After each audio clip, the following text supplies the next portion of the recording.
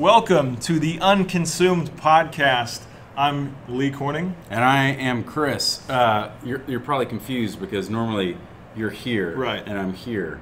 So I am still Chris. I'm just in a different spot. Right, but yeah, we got the change up in the background. We're throwing some wrenches. May as well do this one completely new layout. It's like getting a new studio. Yeah, that's exactly what it is. We have a new studio.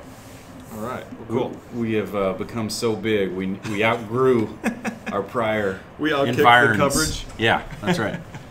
Okay, so that being said, the topic for today is the thing that I get the most phone calls about. Mm-hmm. A, related to Unconsumed podcast. Oh. And B, concerning like just in general, like phone calls, text messages, emails. And that is the topic of Bitcoin. Mm-hmm. So people are always asking about Bitcoin because it is this anonymous, aloof type of thing, but this thing has become a monster, right? So, so basically, I'll tell you my quick history with Bitcoin is I picked up Bitcoin when it was trading around $200 after its initial crash from $1,000 to $200. This is when, like year? We're talking like 2012. 2013, stuff like that. So basically, the way it worked was I had about, at my absolute peak, I had about 40 Bitcoins, and they weren't worth nearly what they're worth now. So, and I sold them. So, also for the record, so I'm not rich, not one of those Bitcoin millionaires you hear about. But the way it worked out was I had a buddy. His name was Thomas, and Thomas came over to my house in Chicago, and he's like, and I'd heard about Bitcoin. It's interesting. It's all over like channels like Reddit and 4chan is like one of the places where people are talking about this, and they were at that time. So I had heard about it, and I thought it was cool. And you could essentially be part of it simply by loading a program on your computer, and when you're not by your machine, your graphics card will be acting as essentially a bank piece, like a bank. What do you call it when you go over to the bank that's outside? The teller. The grocery store, like the branch. Yeah, the branch. I'm a bank branch. Got it. And I thought that was really cool because it is like kind of a proliferation of centralized currency. And so the way it worked is it went up to about $600 and $650. I remember trading a lot around there. If you look on my Twitter, I used to put a lot of my trades in there, whether I made money or not. So that's the evidence of this. But the way it worked out was it came crashing down, and I lost some money around the Mt. Gox thing, which is an exchange that traded Bitcoins, but it was full of errors, and people were stealing from it, and there was some fraud associated. And there's all kinds of things around Bitcoin that are really shady around, like you've heard, like people taking ransom in Bitcoin, all this stuff, because it's untraceable. Right. You can't do that with dollars, because we'd go find the dollar, look at the number, and be like, oh yeah, that's where it went. So that is kind of my history with Bitcoin, and I'll also tell the sad side of the story is I sold them all essentially just above break even because I had enough, because there's no underlying asset. It's not backed by a government agency. The New York state was trying to regulate it. I said, this is just the tip of the iceberg. I better sell them now before they're worth nothing. Right. How many coins did you have when you first started this? None. I mean, what do you mean when I started? Yeah, when you bought, you sold all these at barely break even. Approximately how many coins was that? Around 40. Around 40 coins. Yeah. I'm gonna do some quick math. So 40 at today's price of at 19,000 from yesterday. That's it's a big dollar amount. It's $760K, and that is that's a number that I think about occasionally. I'm just going to text you randomly $760K every once in a while. Or when I think you're feeling super good about yourself. Yeah. You always hear that, especially on like LinkedIn, you see that thing where it says, if you think you're having a bad day, so-and-so sold their stake in Apple for like $12. I hadn't seen that. Today it's worth like some stupid number. But so we're going to talk about Bitcoin, and I've done some research on this, and I'm just kind of structuring it so we can walk through it. And I'm the Bitcoin idiot. I'm the novice. I still don't quite understand what mining of Bitcoins is. I get the digital cryptocurrency. I understand it's not backed by a traditional currency that you might have, by the gold standard or by countries. Right. But beyond that, I'm kind of an idiot.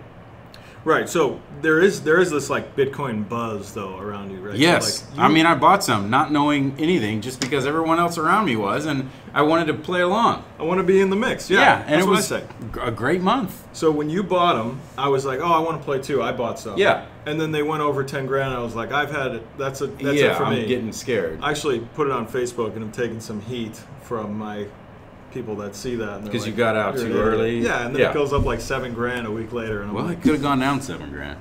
You still made a great return. Yeah, and so that's one of the things that we'll get to in a minute that I think is kind of polluting everyone's vision around Bitcoin, is that these returns are ludicrous. But it's not meant to be. We'll talk about it. Okay, so let's set our agenda for today. We're going to talk Bitcoin. Mm-hmm. And then we're going to talk about some processes specifically around payment, because this is a financial episode. Right. So some buying processes that I am that I think are archaic and have got to change, and hopefully something changes soon. And specifically around buying a car and buying a house. Right. It's ridiculous, archaic processes. I'm looking forward to that because I got some thoughts. As an owner of a house and car, you own both. I feel like I'm a target in the audience. I could sit behind the This goes out to you and be the viewer. I could be our own viewer. And then we'll of course wrap up with a couple of things that are annoying Lee and Chris this week. Yes, I'm kind of in the holiday spirit. I don't have a ton of annoyances this week. So you're going anti-Grump, or what's the guy says Bahama? Scrooge. You're anti-Scrooge. I'm anti-Scrooge. Nice. Well, that's a good place to be. But I at least have one, and I'm sure some will come to mind. Or maybe you're late game Scrooge. I've got some for our holiday episode, which will likely be coming next week. You don't want to miss that. Our Christmas episode. All right, beautiful. So, on the topic of Bitcoin, in 2009, Bitcoin was created by the pseudonym Satoshi Nakamoto. And so there has been tons of conjecture around who this person is. Oh, we don't know who this is? We don't know who created it. There are several other known entities around Bitcoin, but this one secret character who is supposedly at the very center of all this is unknown. Wow. And so in the media's rush to figure out who this is, they go and they find some guy named Satoshi Nakamoto, and they get him when he's walking out of his house, and he's like this old guy with glasses, and they're like, "Are you Japanese, creator of I Bitcoin?" assume? Yes. That's a Japanese name. So they're like, "Are you the creator of Bitcoin?" He's like, "I don't know what you're talking about." Poor guy. So yeah, it's really wild, and that unknownness casts a great shadow over all this to me, because I'm like, anyone could flip the switch on anything, and we're not totally sure, because we're not sure where the switches are. And so you, as an owner of Bitcoin, look at that and you're like, I don't know who it is. I didn't know who it was, but I bought it anyways. There's not a thing. There's not a thing. We'll get to that more later. So no one's sure who the creator is. Bitcoin is it's a digital currency. If you don't know, it's meant to be a currency and not an investment. And so one of the things that makes Bitcoin really interesting and the value rise in the way it has is because there are a finite amount of Bitcoins in the world. 21 million. I see, that is strange to me as well. But there's this aspect of mining for Bitcoins. Right. Digitally mining, obviously, not digging in a mountain, but it's the same idea of mining for gold. Right? So does that still go on? Yeah, absolutely. So I'll get to that too after I roll through the some of the highlights of this. And so there's 21 million Bitcoins in existence. Okay. And they're sitting in blocks in various places. And when you do a mining transaction, you are essentially acting as American Express would when you swipe your credit card. So there's like 2.9% charge on that. With Bitcoin, that's virtually nothing, because you're just using all of the computers of all the people that have set up mining operations around the world, and your transaction, it's a group of packets, and it gets split and encrypted with instructions on where to go and then how to rejoin. So if I gave you $1, it would be like, between me and you, a paper shredder comes, sends it around the planet, and then comes back to you fully constructed, which is pretty wild. That is pretty wild. Right. So not necessarily the same shreds, but the same value. Ooh, that's a good question. I believe they are the same shreds because the Bitcoins are broken into you like if you've seen your Bitcoin account, there's 0. Whatever, and it goes far. So it's broken into that increment. So those pieces go out, and then they rejoin as one. Okay. So that's a good question. I probably should have looked into that a little more. But the idea of why it can rise so rapidly is that there is a synthetic scarcity to it. So you're saying, okay, the reason your dollars don't go up and down this much is because the Fed regulates how much is in circulation. Right. So in order for Bitcoins to be a plausible use for a real currency, they would have to be some kind of lever where they say, okay, there's way more Bitcoins, and now your Bitcoin is on parity with the dollar. Yeah. So 1 Bitcoin equals $1, or even 1 Bitcoin equals $100 would be much more in line.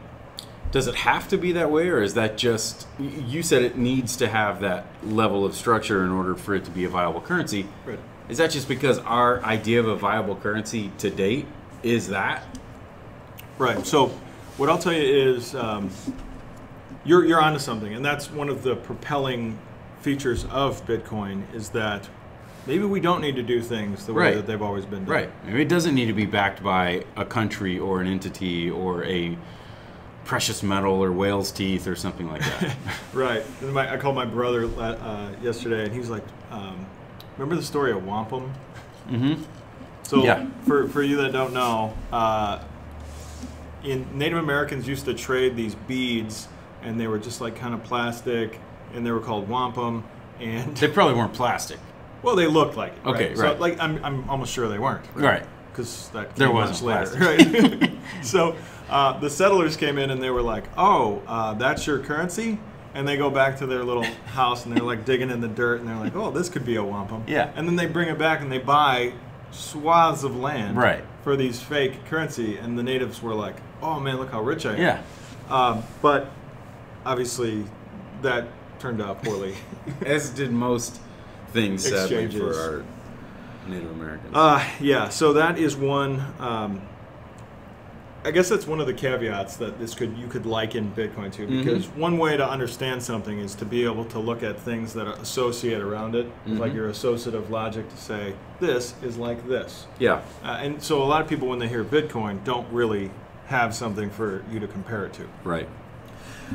So the beauty of Bitcoin and the brilliance behind it is this idea of the blockchain. Right, so you've seen commercials on TV where IBM says they're the leader in blockchain now. I don't know what that is. So blockchain is this idea of when I hand you the dollar and it incinerates into a million pieces that no one can trace, and then it comes back to you whole. Is what that is. It's the technical term is a fork. Right, so I give it to you, packets split, and then they come back. Got it. Fully encrypted. Is this the same sort of idea that BitTorrent is for media files, where you're downloading torrent files that are broken up into millions of pieces so that it's untraceable, and then you download it and then it comes back together? Yeah, I don't know, but that would make sense, because when you do the peer-to-peer stuff, you're downloading from multiple sources, so you're grabbing pieces of the same media. Right. Yeah, it would flavor that. That would be the flavor. We're not encouraging that by any means. It's piracy, media piracy. Don't steal stuff. Yeah. Be an honorable man. So why this is so brilliant is because, A, the major technology manufacturers have picked it up and said, yeah, that's way better than what we were doing. So you see folks like IBM, Oracle, and the like doing something very similar. All of the big banks, if you watch CNBC for 20 minutes, they'll have Jamie Dimon up. He's the CEO of JP Morgan Chase, and he'll talk about blockchain and how this is how we're going to revolutionize the payment industry. There's a lot of unknown things that could be potentially very good that come out of this technology. And the other thing that kind of lurks out there for Bitcoin is, because of Bitcoin's finite supply, they're very difficult to mine. So when I was telling you, like, I'm a branch of a bank and I do the transactions and it goes through my servers, because that space has gotten so crowded and there are so many bank branches, it's harder for those bank branches to be profitable. So for instance, if I take this laptop, it's got a powerful enough GPU processor in it where I could use it to be a Bitcoin mining setup. But because I'm in such a large crowd of people that are trying to mine these Bitcoins, they're very much harder to come by, and the blocks have become more complicated.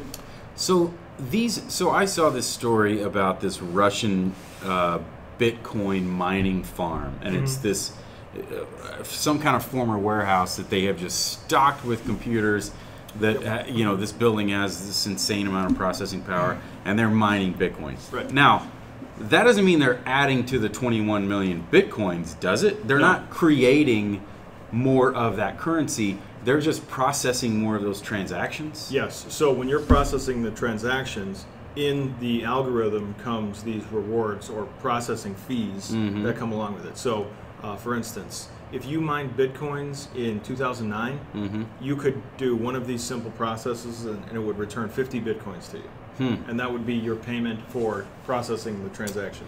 And as that space gets more crowded, your take goes from 50 Bitcoins to 1 Bitcoin. And so I did this for about 3 years, and I think in all I mined about, I want to say about 1/10 of a Bitcoin. Oh, wow. And that's using 3 computers that were pretty up to date. Yeah. GPUs at the time. And that's what the algorithm uses, is the graphics card on your computer. That's interesting. That makes more sense than the term mining to me felt like they were going out and finding more Bitcoins. Yeah. They were adding to that total, which to me was ripe for the breakdown, the collapse of it. Like, somebody's going to figure this out algorithm-wise and just flood it. But that's not what's going on. Okay. Right. So this is good for me, by the way. I hope our viewer is still watching and that this is valuable. It is valuable because no, I know it's valuable, but it's super interesting. This is something that like I said, I get asked a lot. I tell this story 500 times, and I can just be like, go check out the podcast. Yeah, you'd be like, stop asking me. Go watch episode 6. Yeah. So there's a lot of great things that come out of this. There are some potential negative bubbles that come out of this. I think the biggest problem, and I can get to some of that stuff later, is that all of these, because of the synthetic scarcity, all these other cryptocurrencies pop up around it. And so a lot of times when you're thinking of what is the social media site that was the groundbreaking thing that created social media? Right. And so MySpace, probably. MySpace. What was before that? There was like Friendster and all this stuff. And then one comes up, and for whatever reason, it takes hold. Because is Facebook, when it took that market share, really that much better than MySpace? Cleaner site, better UI. Right. All right. Okay, so one of these things takes over and it becomes the incumbent. Right. But with all of these new cryptocurrencies coming up around Bitcoin, the way I've heard it phrased is Bitcoin is 1994 technology and it's 2017, and so there are new things coming up around it that are much, much better. Right. So the one that a lot of people are very excited about is Ethereum. And so Ethereum is a much better packaged cryptocurrency because it has hooks for enterprise type of transactions.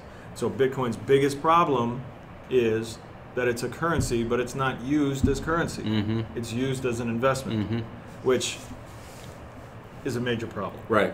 People are almost, if you're investing in something with this cryptocurrency or with Bitcoin, you're really investing in the idea of cryptocurrency. And Bitcoin is just the de facto biggest one on the block right now. Yep, right but now. In terms of a viable currency, you're saying they don't have as much runway as, say, Ethereum does. Well, yeah, long term, Ethereum's better place, but there could be something that comes out that's Sure. better than Ethereum. So some of the others, there's Litecoin. Litecoin's a big one. There are one that is getting a lot of press recently is IOTA. Okay, I haven't heard of that. IOTA. Yeah, and I don't. There's one other thing that's funny is that there was kind of a joke cryptocurrency created called Dogecoin. You ever seen that dog meme where he says like? No. It's what it's named after. Oh, okay. And so I took one of my unused laptops and I set it to mine Dogecoins, and I got tons of them. Yeah. And I checked it the other day because I was like, well, Bitcoin's worth $1 billion. Maybe my Dogecoins are worth something. They're not. Yeah. So don't go run to that. I think I have like $40 of Dogecoins. Yeah, well. Hey. I don't even know if that's how you say it. Because buy you lunch. I've never heard anyone say, you got any Dogecoins? I've only read it online. It could be Doge, it could be Dogie, Doggy. I have not heard of it, so I can't add any But that instance is a high possibility, is that these things just kind of float up around it, and the technology is good enough, it could be the new de facto. Right. And you don't know. So to summarize, the pros of Bitcoin are secure transfers worldwide into the local currency. So if I send you Bitcoins and you're in Russia, you can then take your Bitcoins and exchange them for rubles. Got it. And you won't have to pay exchange fees. That's huge. There are more convenient payment methods. So for instance, I don't have to go talk to my bank. I can just have my phone. It's like Apple Pay before Apple Pay. Right. There are open exchanges. Like the place where you can buy Bitcoins is Coinbase. Right. They're kind of the It's an app for it. Yes. Right. Also a website. There are mining pools that you can join. So if you don't think your laptop is powerful enough to compete against the server farm in Russia, right, then you can go join 10,000 other people that also want to just use their laptop graphics processor and try it out. The one I used was Allegius. Just want to check out if you want to see what that's all about. Okay. The transaction fees are extremely low. So when you swipe your card, the company pays about 2% based on the size of the company, so it can go between 2% and like 2.98. Yeah. But when you swipe your card, if you do Bitcoin, it's almost nothing. So that's a big difference. And essentially what they're doing is they're using you and paying you fractions of what that payment would be on your mining system. So you're processing the transaction. Right. And the thing I like most about Bitcoin is it's a step in a future direction. Yeah. It's like we're going and we're testing limits of something that's been around since we've decided that this is worth something and that's not worth something. And that's kind of what I was alluding to, is that it's very different, and that's why you see Warren Buffett and some of the big opponents of this, because they are deeply rooted in the financial model that has made them billionaires and has made their company billions and billions and billions of money. Billions of money? Billions in dollars. Yeah. Right. And so this idea that that the nebulous number of people out in the world kind of control the value of that is pretty different. Right. But that's the crowdsourced, one world, everyone connected kind of model that everything's going towards. Right. And so I believe that something like this will come into play. I don't know if it's government sponsored, government regulated. I would tell you, I know for a fact that the government can't respond as quickly as a Bitcoin or these new currencies spin up. So we'll have to essentially crown a few of them. And Bitcoin might be one of them. So it might be a great investment. The cons of this are they're very rarely used as a currency. So if you and I are at a marketplace and I have $1 and I don't want to buy the thing from you that you're selling because I think my dollar is going to be worth $10 in 20 minutes. Yeah, right. That is a major hiccup in this whole thing. And you can take that. So it's not just that a number of outlets don't accept them, and a number of legitimate outlets, but it's also that you don't want to part with it because its value is in such flux. Right, and so that flux has that's really only been up in the last year, so people are losing sight of this. Yeah. We'll talk about that if you want. In order for Bitcoin to be viable as a currency, it has to stabilize, because I'm not going to go pay you 10 Bitcoins for a haircut if that's going to be worth $760,000 in 5 years. Right? Yeah, right. So it better be a good haircut, unlike the one I received a couple weeks ago. And that's an example from the news I heard the other night. Bitcoin is a fiat currency, and so you'll hear people use the term fiat currency occasionally, and that just means it's not backed by anything. Okay. And so the reason that the U.S. dollar is worth anything at all, or even the confidence in the U.S. dollar, is that it's backed by the U.S. government. But the U.S. government is in trillions of dollars of debt. Yeah, I know. So, yeah, the market is ripe for something like this. Right. That doesn't need to cater to that. So that's I also think that's an interesting lever that's here, but it is completely unregulated, right? So New York tried to get into the game a little bit, and it was actually a documentary that's on Netflix about this, where the regulator that injected himself into the Bitcoin legal structure quit that job and went and became the guy that sells the permits that he had legislated for. Wow. So how greasy is that? Yeah, that's it.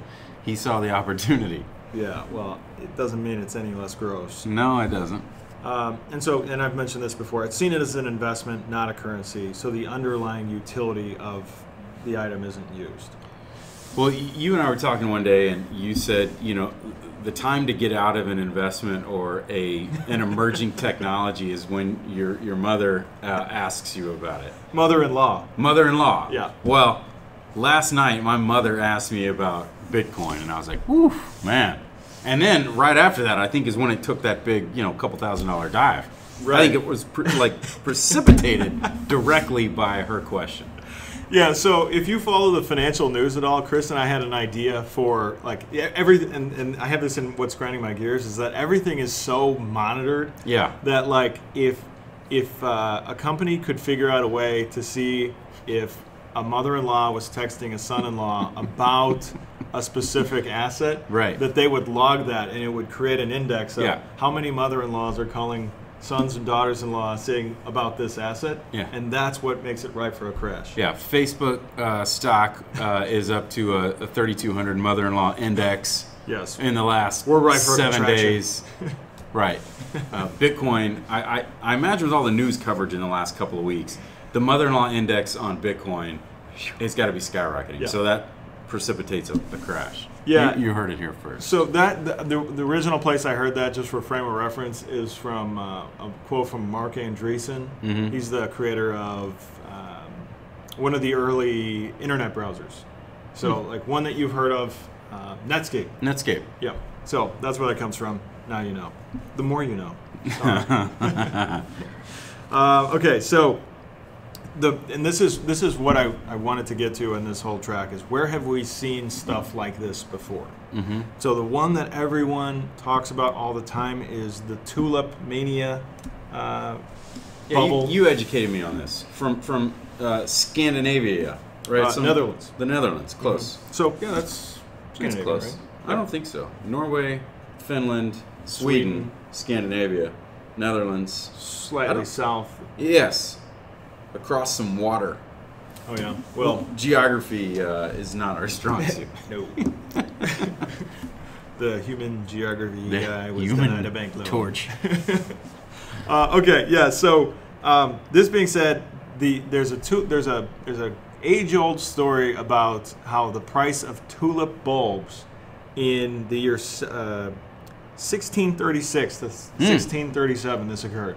Is that there was a status symbol in the Netherlands associated with having tulips.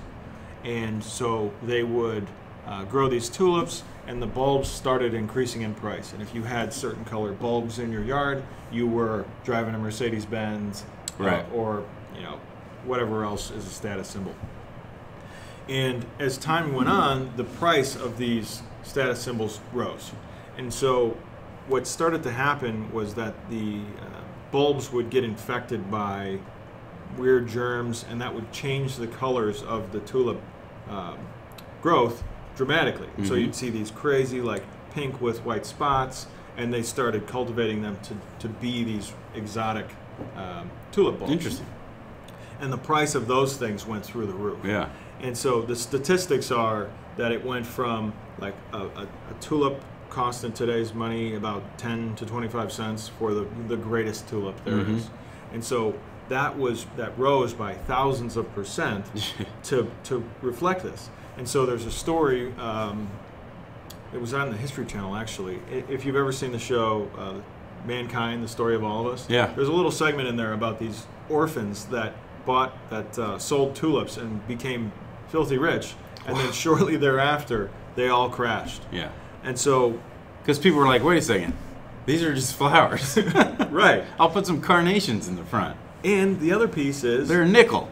You can grow them. Yeah. Right? And so it's the idea of it's like this limited synthetic scarcity component we're talking about, is that when you start adding more to the market, then you can crush a market price very quickly. It's the diamond example, except diamonds have been very carefully released. Diamonds aren't rare at all.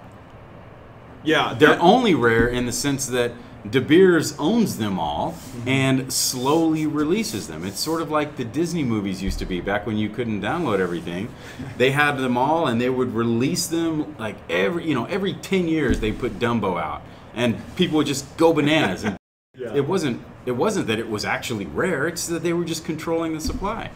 And that's like exactly what we're talking about. Yeah. So if someone had the foresight, maybe even saw this type of thing happen where they're like, okay, we don't want to flood the market. We don't want to make these readily available because then we can control price. Right. And so governments have tried to do this over time too. It's no secret, but if you've done it well, you can make sure that a guy spends 10 grand on a wedding ring. Right. You know? Yeah. That's another conversation. Oof, Maybe I'll put yeah, that in my grind my gears talk. So the other one is, and Alan Greenspan was on TV yesterday talking about this, and because I had no idea, is between 1775 in the continental United States and 1779, they issued $241 million, which at that time is a ton. Yeah. And they used it to fund the revolution. Yeah. But they're just printing their own money. Yes. Yes. Kind of like Bitcoin. Right.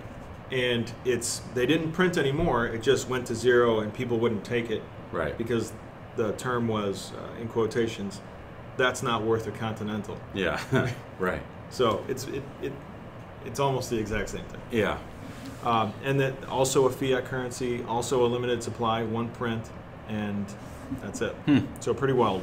And then another more recent and wider spread relation would be the housing market in Japan in 1986 and the housing market in the United States in 2008. What led to those? Right. So, and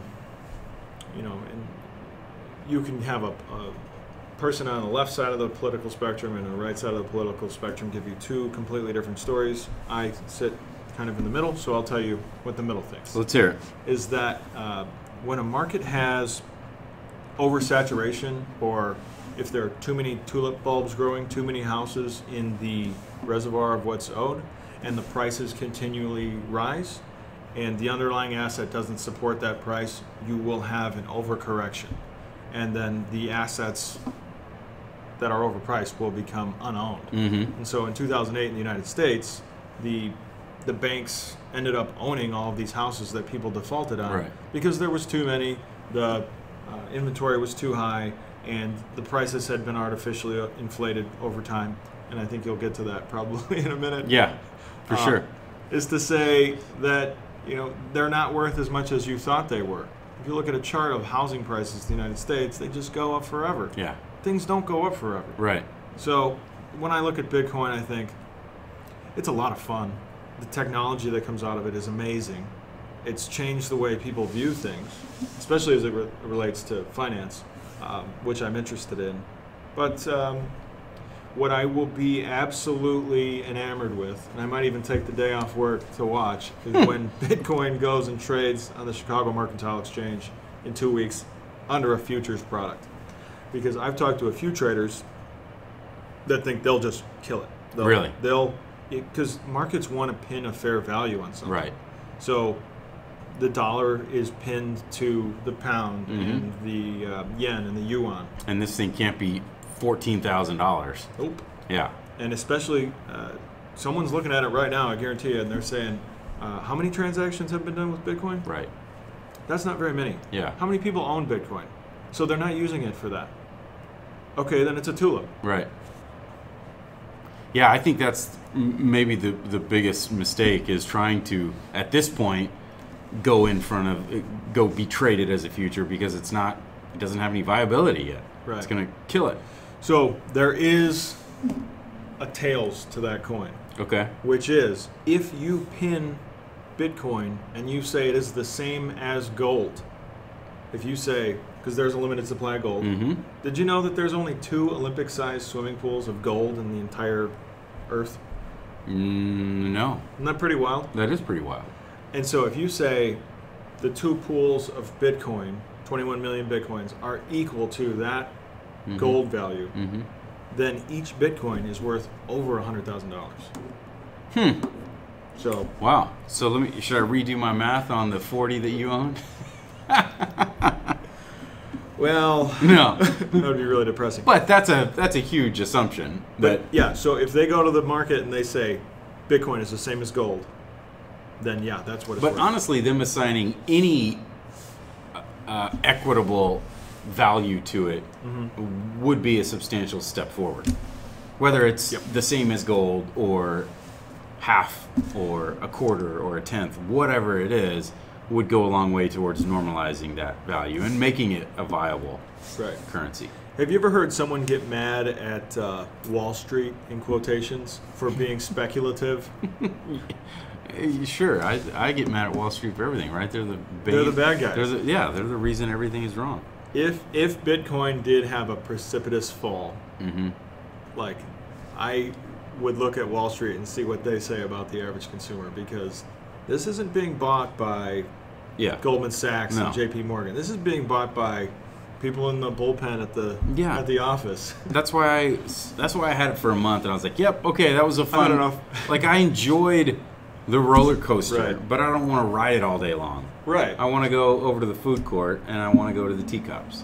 Right. And so, my biggest, and I'll end the Bitcoin conversation on this, is to say my biggest fear about Bitcoin is this might end up being, it could either be pinned to gold and be $100,000, or it could be pinned to tulip and be worth nothing. And so all the people that are buying this could have their appetite for investment completely poisoned, because I look at my other investments and they're up a point, down quarter point, down 3 points, up 4, and Bitcoin has gone from $1,000 to $17,000. Right. 1,700% return, and you will never see that in a regulated market, or well, maybe you will. I'll never say never, but that's not something that happens every day. No. And so it's abnormal. You might get your hand burned on this one and not want to participate in the markets anymore. And I think that's a big negative for an economy. Yeah. Well, I agree. I think what I sometimes think that people who are resistant to change are old. It makes me feel old if I'm resistant to some new technology. And I like the idea that there may be a different way of doing things than we have accepted as the norm. It kind of goes back to other themes I've talked about before, is, you know, don't accept things just as they have been, but think about what could be a better solution. And maybe this is the path towards a better solution. And in that vein, I think I have a couple that I prefaced at the top. You're through on Bitcoin. Nothing. Yeah, that's it. Maybe Bitcoin could help us in terms of like buying cars and buying homes. So I'm in the midst of potentially buying a new vehicle, and I would have bought a new car probably 2 years ago if I didn't hate the process so much of buying a new car. Like they're just reducing the amount of revenue that comes in because it's such a pain. Right.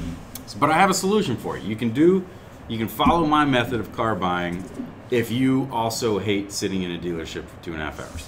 So I decide on what I want. Right. And this has happened in the last 48 hours.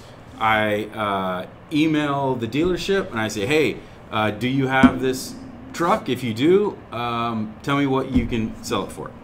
And the guy calls you immediately. And he's like, hey, this is so-and-so from Toyota Cedar Park. Hey, why don't you come in? And I was like, nope, I'm not coming in. I was like real straight with him. I was like, I'm not coming in. Because what they do is they get you in, they pump you with that crappy coffee. Oh, yeah, it'll just be another few minutes. And you're like, God, man, I've been here 45 minutes. Right. Oh, well, let me go check with my boss. They're systematically wearing you down So you're like, yes, that's okay, fine. And yeah, it's all right. You don't have the price of whatever. Yeah, I'll take that on my trade. It's only $1,000. Yep. You know, and then you're out the door and they're like high-fiving and drinking the good coffee. So, what's the truck, by the way? Tundra. What year? So I have driven. My truck is about 3 weeks away from being 10 years old. I've driven an '08 Tundra for 10 years. It doesn't look 10 years old. I know. Thank you. It's a great vehicle. I've absolutely loved it. So I'm getting a new Tundra, 18. Nice. Thank you.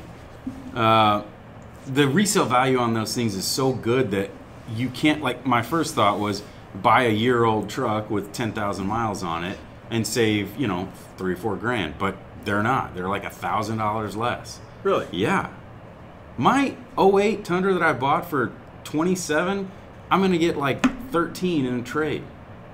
That's pretty remarkable for a 10-year-old truck, don't you think? That is pretty good. So anyway, I basically, this guy's like, come in and we'll sit down and fill out the paperwork. I'm like, nope.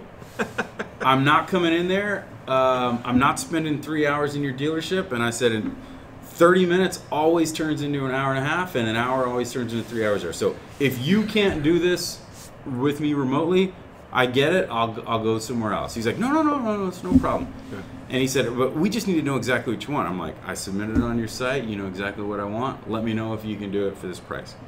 He emails me the next morning. Yep, I can have it here in 2 days. It's like, this is the way to do it. I said, okay, last piece is, here's what you got to give me for my trade. If it's a problem, let me know and I won't come. I know you need to see it. And he's like, no, come on, that sounds fine as long as it's in the shape you say it's in. So this is the way to buy a car. Right. I absolutely love it. They were fair on the price. I'm fair on the trade-in. That's the way to do that. Have you had to buy a car recently? Did you have a painful or a good experience? So you are describing my most painful car, well, I'd say financial decision. Any transaction? Right. So I bought an Audi in maybe 4 or 5 years ago.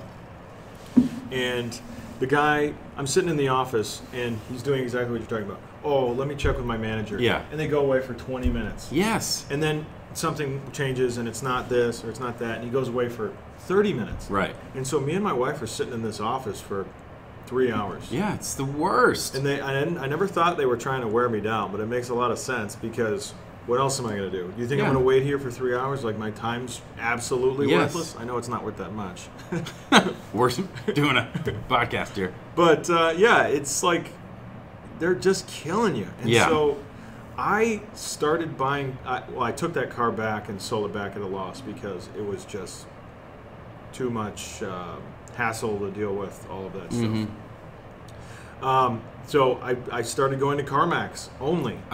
They have cracked it on used cars. Right. I think that experience is what needs to come to change car buying, but they don't have new, right? So it's a little bit more of a crapshoot. Now their website's really, really good. I helped my mom buy a used car last year, and it was easy to put in the parameters and within 50 miles or 100. I think they're doing a really good job on that. Yeah. But I think that the dealerships need to figure that out.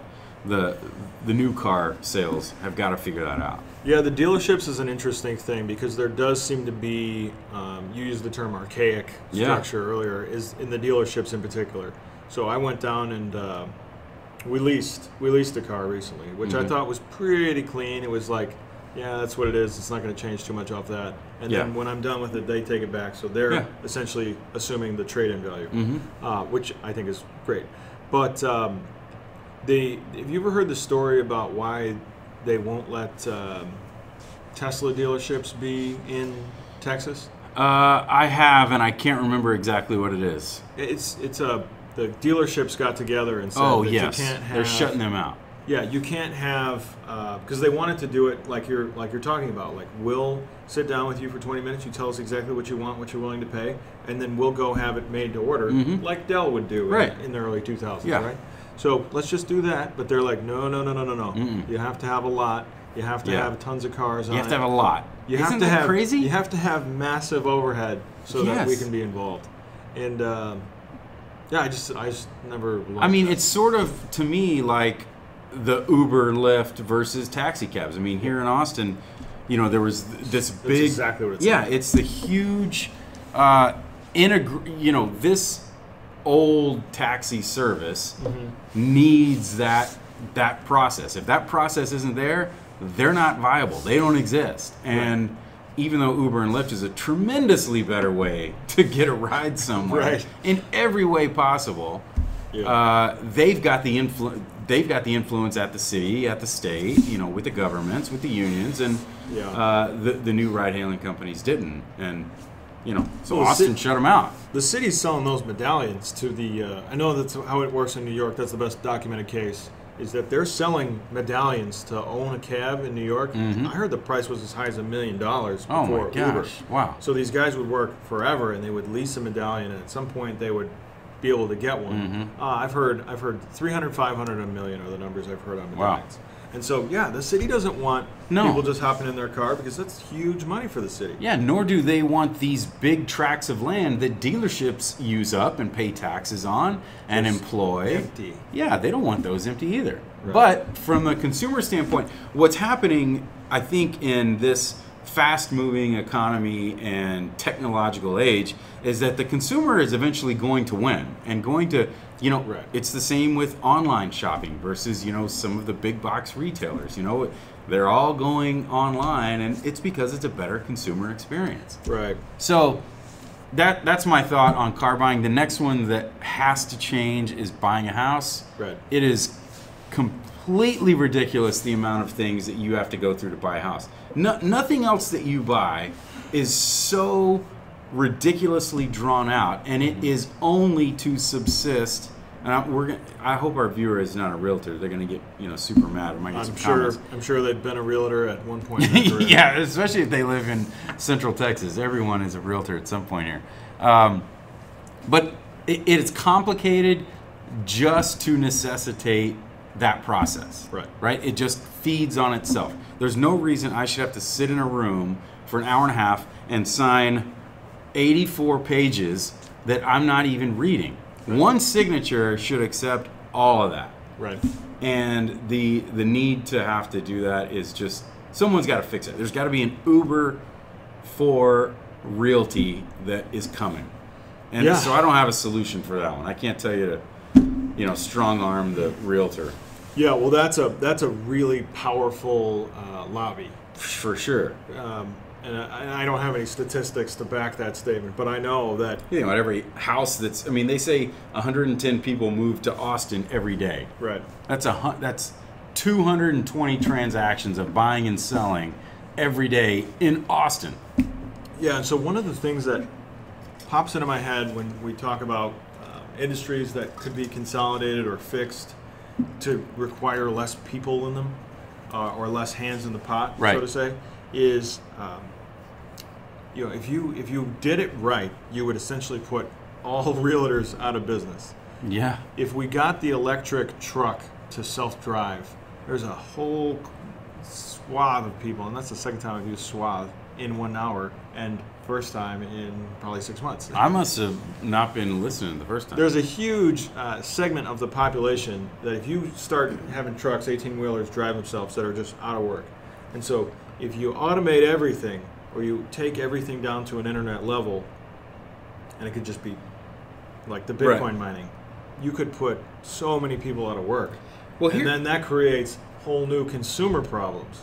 Because if the consumer doesn't have dollars to take part in the experiences, then we've got major issues. Yeah, well, that's looking pretty far down the road. Is it though? I don't want to keep looking at realtors' faces is the other part to this. I don't understand the fascination that realtors have with their own face, but they got to put them everywhere. Why realtors? Why do they need their face on their business card and I don't? Well, maybe you should. Then everybody should. Restaurant managers should have their face on their business card. Sales guys should have their face on their business card. Yeah. And their billboards and their bench signs and the things that go in the yard, like they put their picture everywhere. I don't get it. I don't know what that is, because if if the picture is somehow supposed to make me think, oh, I should call that person to sell my house, like, major disconnect for me there. Yes. I don't get it. I don't. It doesn't make me like that company anymore. It doesn't do anything for me. It's a narcissistic thing for realtors. I'm just... They're doing it for whatever reason. And then the other hilarious thing about realtor pictures is that when you finally do meet that person, yeah, that picture was taken 15 years ago. Oh yeah, with some glamour shots, touch-ups. The other great thing is when you see them in the magazines, and it's not just the individual who's selling it, but it's the whole brokerage. And so you've got the broker, like, and they're all like wearing matching outfits, and the broker is like standing in front, you know, like this, and he's super proud, and then all his minions are like behind him, and they're all standing like. That doesn't do anything for me. Seeing all of you standing in black turtlenecks, lined up, doesn't make me want to buy a home from you. Right. You know what would be really like good marketing for realtors, because we can't just chirp them and then not give an idea. Sure. Okay. Yeah. So what I would say is, I'd say if you're going to put a billboard in an area, you know where it goes, right? You're not just putting that billboard all over the planet, right? Right. You should say like, homes in this area are selling for some multiple of a percentage of what they paid for 10 years ago or something. Or if you want to really sell houses, be like, home prices in this area have crashed from market levels 5 years ago. It's time to go. Maybe they're just not that creative, and so they're like, well, what about just a picture of my mug? What about just my face? That'll make people looking over my shoulder. There's this one on 183 where it's like this couple, and they sell houses together, and they have like a cowboy hat. Oh yeah, there's one in Georgetown. I know those people. Do you know the people, or you just know the... Both. You know them personally? Yes. Actually, it's a pretty interesting story. So it's a husband-wife. They're a little bit older. Right. There was a thing at my kid's school a couple of years ago, and they were one of the sponsors. They had like, I don't know, they're giving away candy at Halloween or something. But you drop your thing in a hat. I dropped my business card in, and they called me. I won a $100 gift card from those people. So I like those guys.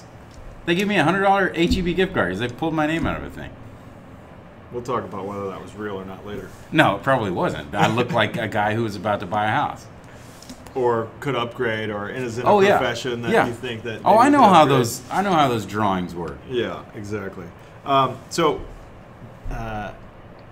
if I'm looking at a billboard and it has two elderly people on it, and they're going to sell my house, I would rather it not have them on it and just say like 50 years experience or something like that. Sure. That would be way better. Right. Than the cowboy hat guy. Yep. But I think some people like that. They're looking for somebody who looks like them, but you're also shutting out some of the population. I don't know. Yeah, and you know, one other thing that's always very important to consider is that you and I aren't the entire market. What? We're not all the consumers, or a sample of all the consumers. So different strokes for different folks. I'm willing to... Not the only person in the world. That's interesting. So yeah, there's other things that people like and value that I don't like or value. I don't know about. I'm going to do some research on it. I don't think that's true. Well, it's easy to get confused on that because you start doing your own thing, especially if you're shopping on the internet and you don't see these people. Yeah. Do you ever go to a Black Friday sale? Sure. And like, there's just people, and you're like, oh my god. Oh, you mean like go somewhere? Yeah. Oh my gosh, yes. I need to tell that story at a different time. Okay. Because it's too long. It's just, you walk into these places, there's tons of people. Where do they come from? And you're right, they don't look like me. Why are they buying that? That's a really dumb thing to buy. And why are they buying it today? Why are they waiting an hour in line? So, okay, I'll tell you real quick. I had a wedding over this past Thanksgiving weekend. And I got to Houston, realized I didn't have a tie that matched my suit. And I was like, I got to go buy a tie. And I hate to do this on Friday, but I need to. There's an outlet over here. I'm going to run into J. Crew. I think I've seen the tie there I want. So you couldn't even get near the outlet. It was so crazy. So my wife dropped me off like near it. I jogged in, and I couldn't believe how many people were there. There were, at every store that you wanted to go into, there was a line out front that people were just standing to go inside to buy something. And those lines weren't like moving. They were standing, so I have to imagine they're standing there for 30 minutes to an hour to go inside and buy something. And they're saving, let's say they're saving 40% on something. To me, buy it online because it's the same price, or pay 40% more in a couple of days and be in and out of there in 12 minutes. Yeah, it's just people are in a lot of different spots. That's true. I know. That's easy for me to say. Yeah, I'll leave it at that. But yeah, if you walk into a grocery store, there are a kind of sandwich meat that I want, and there's a kind of sandwich meat I don't want. But they're both on the rack because someone else wants the other one. I got you. It's a salient point. Yeah, 10-4. Well, enough with that. Unless you want to. No, I'm done.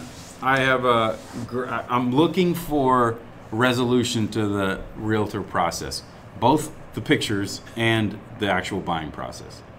Yes, good takeaway. Well, real quick, have you seen Carvana? That thing? It's like a vending machine for cars. Oh yes, yeah, I have.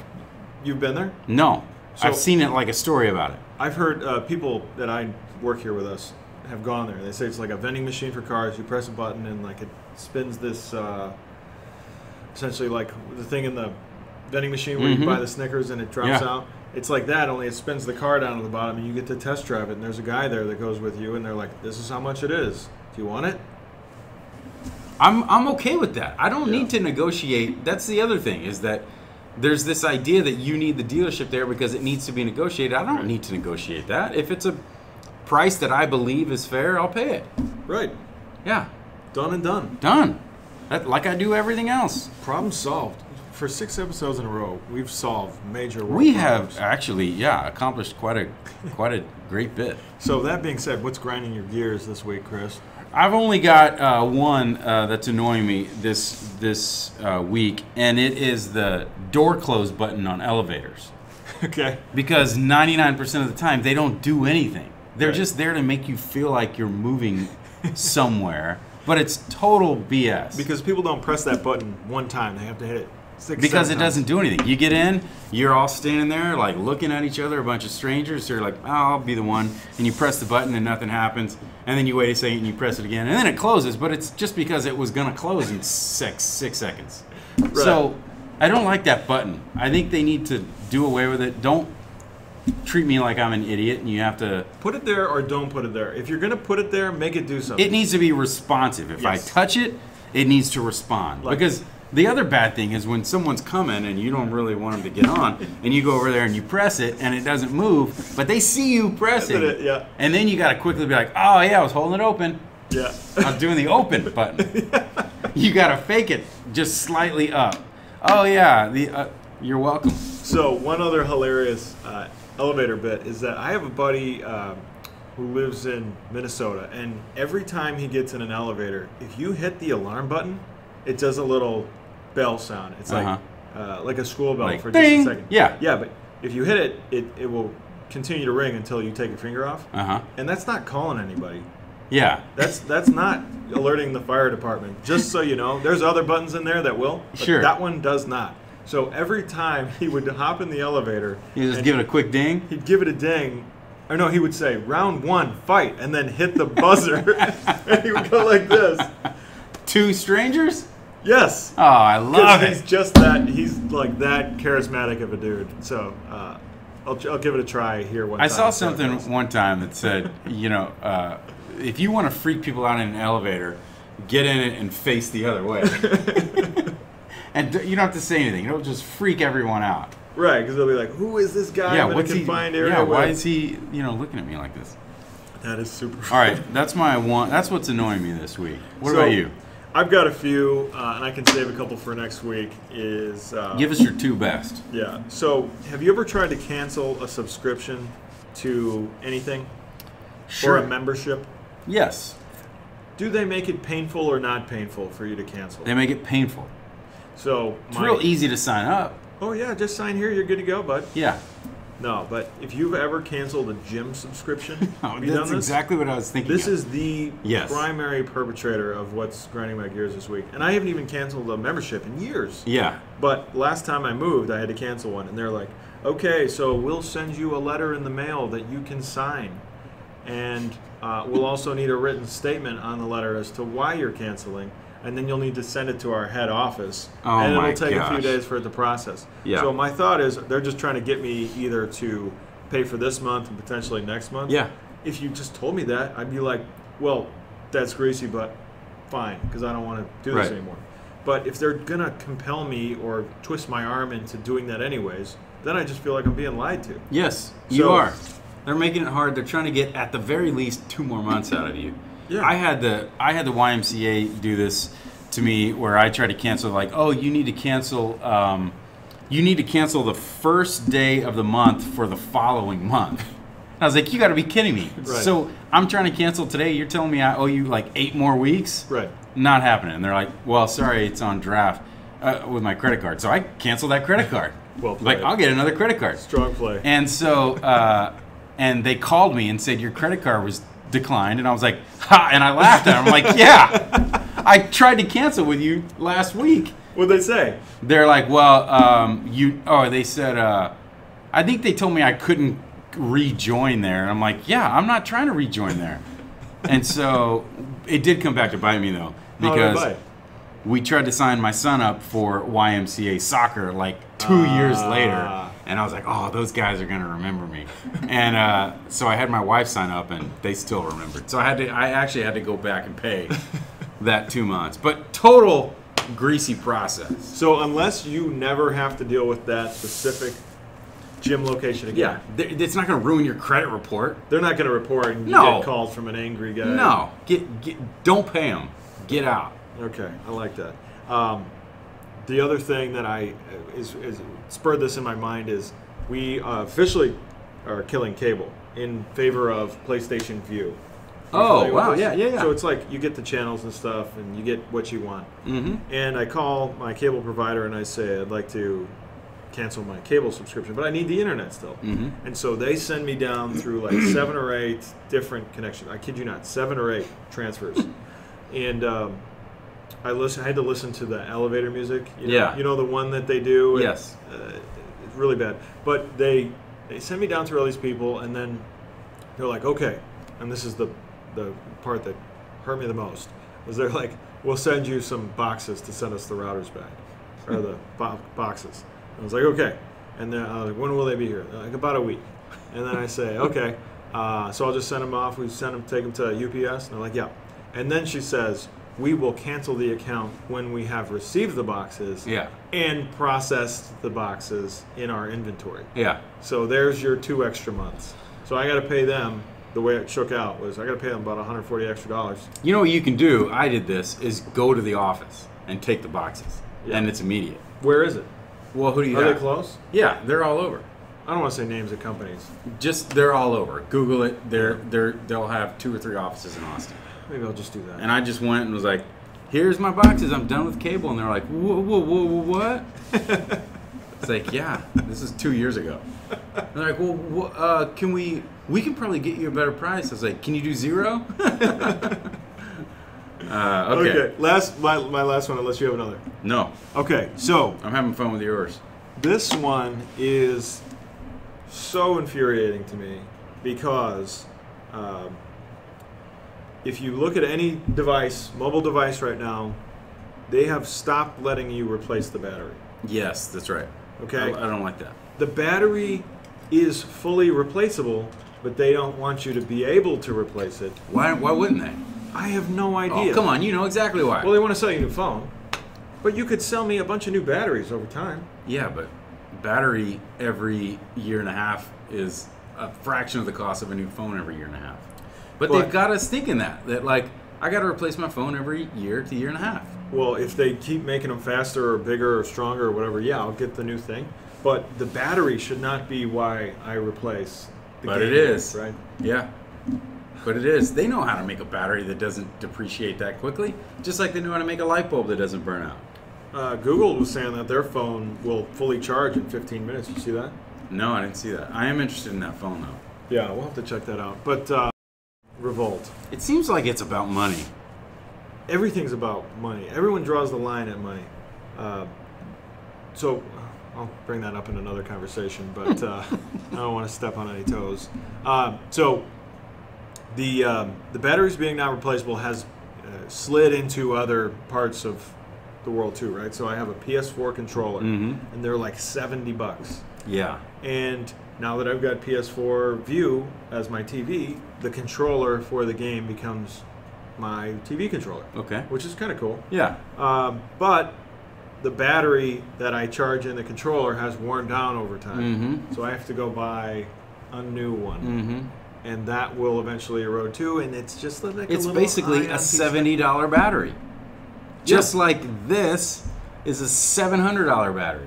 Yeah. Because to replace it, you got to buy a new phone. Yeah. So, like, if I could, I mean, I know you can. I have a buddy in the business that will open up sealed phones and, like, fix your screen or something. But that battery comes in and out. You can buy them online. It's just they don't want you in there. Well, see, I thought it was going. So Apple has done this forever. They've always not allowed you to get into the iPhone battery or the iPod battery. And a lot of the Android phones did. I mean, Samsung, my S5, I replaced the battery for years. Yeah, and I thought that this side might eventually wear down this side, and they would start having replaceable batteries, but it didn't work out that way. Yep, this side was making too much money, and that side said, "I want to make more money." And they realized, hey, people are buying them anyway. They're buying new phones. Yeah, it's funny how little self-respect the consumer has for himself. Yeah, well, they got us bent over on these phones. Yeah, rough time of life for battery consumption. That being said, thank you for listening today. I will never again say like, subscribe, or comment, because I was watching a video the other day that said like, subscribe, or comment, and I was like, I'm never watching this video again. Yeah, don't tell me what to do. Yeah. It's like telling me to go to bed. Do whatever you want and enjoy the rest of your day. Thanks. All right. Like, comment, subscribe.